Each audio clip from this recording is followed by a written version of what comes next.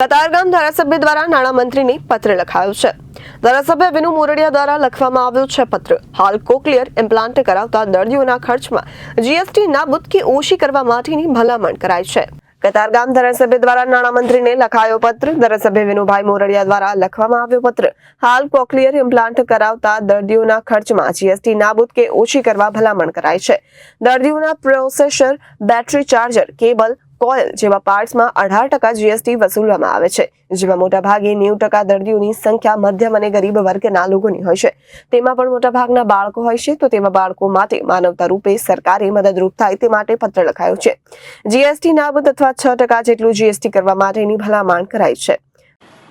માનની કનુભાઈ દેસાઈ નાણામંત્રી શ્રી ગયા વીકમાં અહીંયા આવ્યા હતા અને ત્યાર પહેલાં 1 વર્ષ પહેલાં મેં એક પત્ર લખ્યો હતો માનની મુખ્યમંત્રીશ્રી અને ઋષિકેશભાઈને। ત્યાર પછી જે પ્રકારે આના બાળકોના વાલીઓ એમને માનની ઋષિકેશભાઈને બધાને મળ્યા હતા અને એમનો પ્રશ્ન જે હતો એ હલ થયો હતો।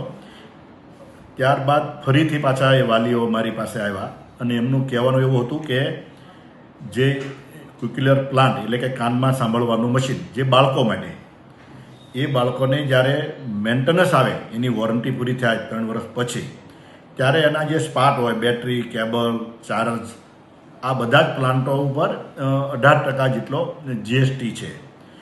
જો એમાંથી રાહત કરવામાં આવે, કારણ કે આ બાળકો માટે છે ને, અને ખાસ ગણીએ તો એમાં મોટાભાગના ગરીબ બાળકો હોય છે અને ગુજરાતભરના બાળકો માટેનો આ પ્રશ્ન છે અને એ મારા ધ્યાને આવતા મને એમની રજૂઆત યોગ્ય લાગી।